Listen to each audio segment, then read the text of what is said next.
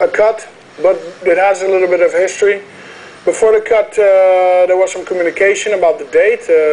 I was promised personally by Scott that the second round of the Strikeforce GP was going to be held in October. Well, that all changed. I heard about 2.5 weeks ago. Suddenly they wanted to change the date to September 10. The reasons are unknown. I think because in October there were already some UFC events scheduled, so they didn't really have it. They didn't want to compete against their own show. So they rescheduled it to September 10. Well, my thing was that I had an injury.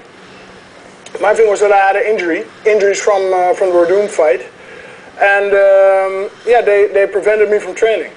So basically, I communicated to the management, my management, Golden Glory management, that yeah, the agreed date was October, and then they said no, they changed it to September 10. Well, I'm not going to be ready in September 10 because I have these small injuries which prevent me from training now.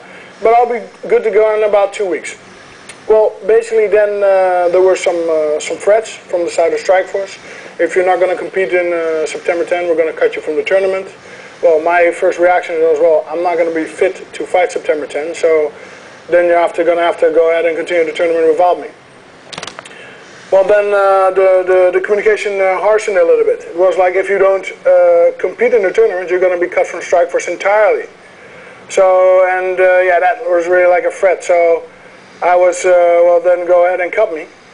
And yeah, they went along and cut me. Well, then for me, we had to gather, of course, evidence, because I had to know what was the injury really that bad that I couldn't compete September 10. So I went up to the doctor. My rib was still hurting a little bit. And he felt my rib. And he sent me to the hospital to make a scan, a picture, X-ray, and there it appeared that my rib was broken. Still, it was broken in a bad way, a bad fracture, which a normal rib fracture is like 4 to 6 weeks. But this was in a certain area, which would cost me another month to rehabilitate. So that was for me the definite proof that I couldn't compete for September 10. And it was not just a mind thing, oh, I'm not ready, I don't feel good. But yeah, you had some scientific evidence or some medical evidence to back that claim. But the strange thing is, the Strikeforce, they cut me, as they said, as they threatened to do, they did it. But they didn't ask me for any medical evidence. They were just, well, I don't know what they were thinking. Maybe they were thinking I was bluffing or something, I don't know. Well, and from what I understand, you were, like Scott Coker knew you were injured before you went into the Overeem fight, right? Was that also that he said there that you were going to get some time extra to heal? Yeah, basically before the Overeem fight, I broke my toe 1 month before, also a bad fracture. It was not a fracture like this, but it was a fracture like this. It hurt. It was very annoying. I couldn't spar, I couldn't run, I couldn't do all that stuff, so I was very handicapped. I quickly switched to swimming and other stuff. But it did happen in my preparation, and then there was some other pains, some little stuff, my rib a little bit, some bruises here and there, but those other small injuries are normal. I mean, at this level, you're always going to you always have some injuries. So basically, that was okay. But the foot was that was a big issue, because that could have been a reason to cancel the fight. But listen, I wanted to fight. I wanted to be in the Strikeforce GP. So yeah, of course, I was going to do everything to make ready, and yeah, we got ready. I mean, the foot healed up. We were able to fight. It was not 100%, as you could have seen in the fight. It was a little bit passive. I couldn't kick. The foot was still hampering me.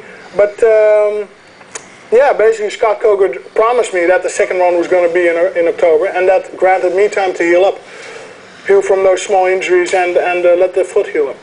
Since then, your brother has also been cut, and Marlos Conan, after losing her belt from Strikeforce, has also been cut. So now is this getting personal?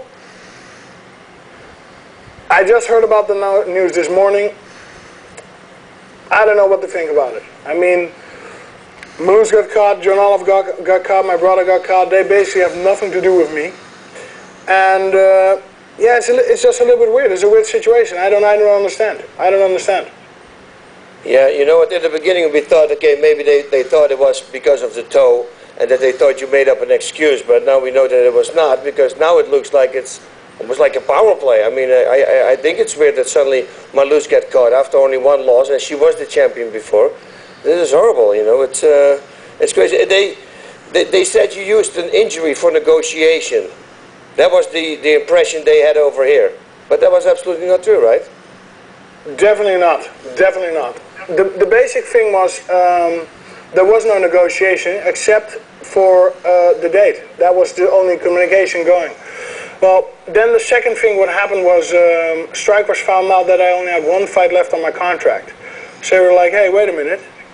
If Alistair wins this fight, he's going to be in the finals without a contract, which was for us would be the golden situation, because then you're in the final of a tournament without a contract. Well, there were some contract negotiations for an extension in Strikeforce, and basically what happened was there was a lot of terms in there which we could not live with. One was its exclusivity to fight for Strikeforce. Well, basically that would mean I had to leave, let K1 go. I had to let Dream go, and even the possibility of fighting for the UFC. I mean, I'm always a guy looking up, looking further. And yeah, the UFC is where the top guys are. So that's my ultimate goal, to become the UFC champion. But basically they wanted to keep me in Strikeforce, and yeah. Well, you have other options, of course. I think you got a United Glory event coming up. You've talked about boxing one of the Klitschko brothers. But you mentioned the UFC, and now, of course, they are owners of Strikeforce. Can you, will you, and do you want to get back in with them and work out something so that you can fight at the top level of the UFC and maybe get that belt? Well, listen, there's two people ranked currently above me, and they're both in the UFC, so of course I want to go to the UFC. I mean, I want to fight the top competition. These guys are there, so of course it's not up to me. It's up to, does the UFC want me? I'm willing to go wherever the top guys are. Does the Strikeforce thing, though, do you think that will hamper you at all with the, because they're tied in now with UFC? With what happened with Strikeforce, does that hurt you with the UFC down the road, Alistair? Well, that I don't know. That is unclear to me. It's unclear where their priorities are, and if it's one entity or two. I don't exactly know if that's the case. But from what I understand is that they wanted to keep me in Strikeforce to build the Strikeforce brand. And yeah, for me, of course, I want to go where the top guys are, and that is UFC. And UFC is what I'm interested in, but also, of course, I like K1 and I like Dream. So, but basically, what I understand is that the contract for my next contract, Strikeforce contract, is what they couldn't work out, and after that I was released. After that I was cut from my last fight in Strikeforce. Alistair, thanks for your time. Best wishes. I know we'll be seeing you fight somewhere soon. Best wishes. Heal up, and thanks for being with us. You're welcome, anytime.